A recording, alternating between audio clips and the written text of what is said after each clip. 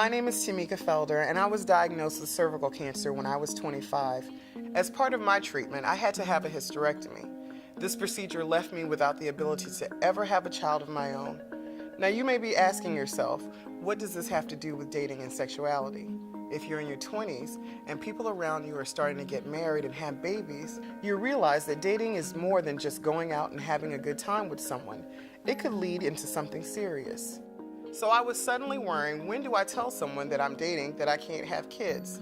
Will anyone want to date me or get married to me now that I'm damaged goods? And since my cancer affected my reproductive organs, will I ever be able to have sex again? As a young woman, this stuff was on the forefront of my mind, but I certainly didn't feel like discussing it with my family. I think I kind of just withdrew because it's a very intimate and sensitive topic, and I thought I was totally alone. One of the hard things can be how you interact with the opposite sex. When I was going through treatment, I did not feel at all sexually attractive. I did not want to be sexually active. I didn't want my fiance at the time touching me just because I felt disgusting. No one told me what sex would be like after cancer, especially because I didn't have a husband to sit down and share my feelings with. I didn't have a significant other to say, this is what happened to me.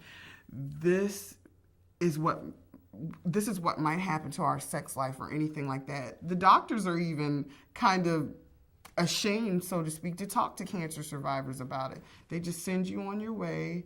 You know, they'll give you a little list of things, you know, don't have sex for the whatever weeks after your surgery or treatment or months, but they don't say when you start to have sex again, this is what you should do or this is how you should feel. Because of the hormonal changes I went through, had some sexual side effects, loss of desire. Things just didn't work the way they used to. There was that 10% chance that I would lose my ejaculatory function and have retrograde ejaculation. As it turns out, that did happen to me, so that's one of the things that I now have going forward. As far as relationships are concerned, I'm terrified of them because, you know, my friends joke about it. They say I'm too aggressive because if I meet someone, I want to put it all out on the table. You don't just want to like spout out when you first meet like somebody new. You're like, hey, I had cancer. They're like, great, I'm gonna run in the other direction now. So it is something that I have to consider when I meet new people as far as how to broach the subject. I'm of the belief that I tell them immediately. And the reason is because my life is very centered around cancer-related activities.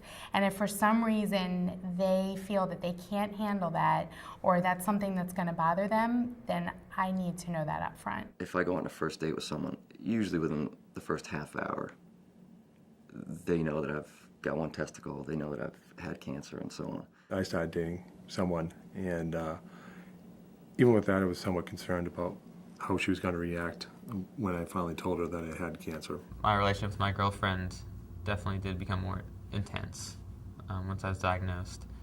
We were pretty close before, but once I told her, it just became that much more important. We both realized how important we were to each other, and so I'd say that the cancer brought us closer, and she did a great job of being there for me. Yeah, and I said, you know what? You don't have to be part of this. I gave him an out. And he wouldn't take it. He said, you know what? I'm in this all the way with you. If cancer has been a part of your life, embrace the changes you've gone through and know your options. Cancer and its treatment can affect your sexuality both emotionally and physically. Find a way to speak up and talk to somebody about it. Ask your doctor about the physical and emotional issues surrounding your sexuality, and find other young adult cancer survivors and share your story. I used to be afraid to let people know that I had cervical cancer. The thing that helped me the most to get over the fear is realizing that I'm still the same person. I love myself. I'm thankful for my life. I fought hard for it. Now I want to share my life with someone else. Think about what you want to tell or not tell a potential date about your cancer experience before you find yourself sitting across the table from someone who makes you a little weak in the knees and tongue-tied. I found that I have to be open about everything because it made me who I am. I know the perfect man is out there looking for me. He's just a little lost.